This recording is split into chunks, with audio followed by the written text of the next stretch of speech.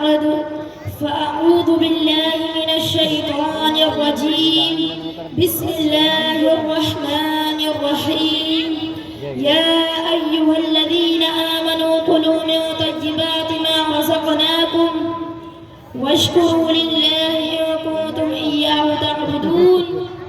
وقال النبي صلى الله تعالى عليه وسلم لا يدخل الجنة جسد غذي بالحرام صدق الله العظيم وصدق رسوله النبي الأمين الكريم والحمد لله رب العالمين۔ میرے پیارے آقا صلی اللہ تعالیٰ علیہ وسلم کے پیارے دیوانوں، آج میری تقریر کا عنوان ہے رزق حلال کی اہمیت۔ اس دنیا میں بسنے والا ہر شخص اپنی ضروریات زندگی کو پورا کرنے کے لیے، اپنی زندگی کو بہتر اور خوشحال بنانے کے لیے بڑی محنت و مشقت کرتا ہے اور رزق کی تلاش میں لگا رہتا ہے۔ یقیناً حلال رزق حاصل کرنا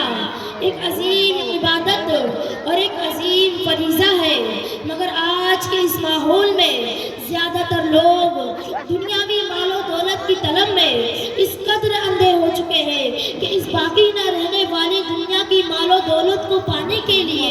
جھوٹ بھی بول رہے ہیں، رشوت بھی لے رہے ہیں، سودی کاروبار بھی کر رہے ہیں اور قتل و غارت گیری بھی کر رہے ہیں اور نہ جانے کیسے کیسے برے کام کر رہے ہیں۔ حالانکہ ایک مسلمان ہونے کی حیثیت سے ہمارا ایمان اور ایقان ہے کہ بندے کا رزق ہمارے خالق و مالک نے اپنے ذمہ کرم پر لے لیا ہے، جیسا کہ اللہ رب العزت قرآن پاک میں ارشاد فرماتا ہے یا ایھا الذین آمنوا کلوا من طیبات ما رزقناکم واشکروا للہ ان کنتم ایاہ تعبدون، کہ اے ایمان والو پاک چیزیں کھاؤ جو ہم نے تمہیں دی ہے اور اللہ کا شکر ادا کرو اگر تم صرف اور صرف اسی کی عبادت کرتے ہو۔ میرے پیارے آقا صلی اللہ تعالیٰ علیہ وسلم کے پیارے دیوانوں، اس آیت مبارکہ میں اللہ رب العزت نے ایمان والوں سے خطاب کرتے ہوئے فرمایا کہ اے ایمان والو پاک چیزیں کھاؤ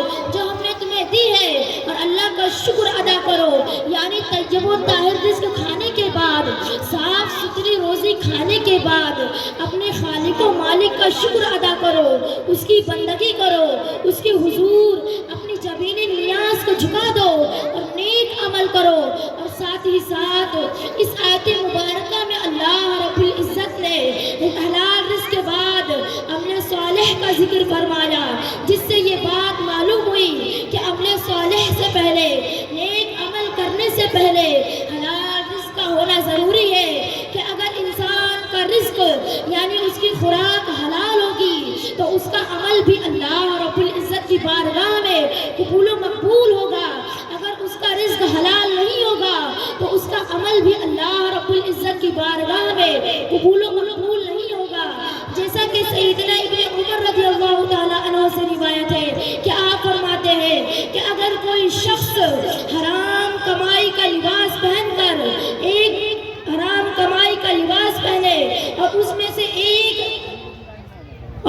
ایک درہم بھی حرام کمائی کا ہو تو جب تک وہ کپڑا اس کے بدن پر رہے گا اس وقت تک اللہ رب العزت اس کی کوئی نماز قبول نہیں فرمائے گا۔ اسی طرح حرام مال سے دیے گئے صدقے کے حوالے سے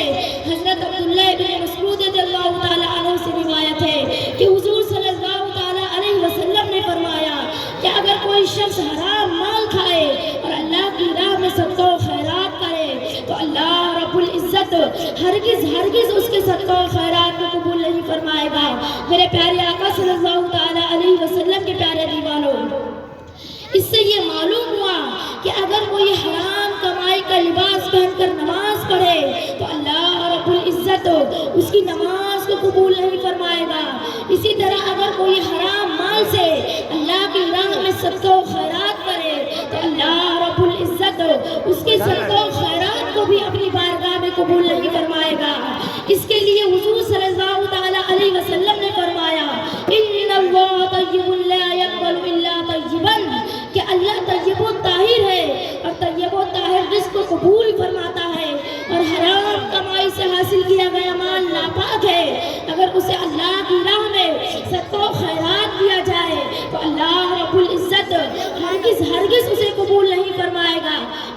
نبی رحمت صلی اللہ تعالی علیہ وسلم حرام لقمہ کھانے کے حوالے سے فرماتے ہیں لا يدخل الجنت جسد غذي بالحرام، کہ جس جسم کو حرام کی غذا دی جائے گی وہ جنت میں نہیں جائے گا۔ اور مزید میرے آقا ارشاد فرماتے ہیں قسم اس ذات کی جس کا قبضے قدرت میں میری جان ہے، جس شخص کے شکم میں ایک لقمہ بھی حرام کا چلا جائے تو 40 دنوں تک اللہ رب العزت اس کی کوئی دعا قبول نہیں فرمائے گا۔ میرے پیارے آقا صلی اللہ تعالی علیہ وسلم کے پیارے دیوانوں، آج لوگ کہتے ہیں کہ ہم نماز بھی پڑھتے ہیں، صدقہ و خیرات بھی دیتے ہیں، اللہ کی تسبیح و تحلیل بیان کرتے ہیں اور مزارات پر جا کر ان کے وسیلے سے دعا بھی کرتے ہیں، پھر بھی ہم پریشان رہتے ہیں، ہماری کوئی دعا قبول نہیں ہوتی۔ اس کی سب سے بڑی وجہ یہی ہے کہ آج ہم حلال و حرام کے درمیان فرق نہیں کرتے،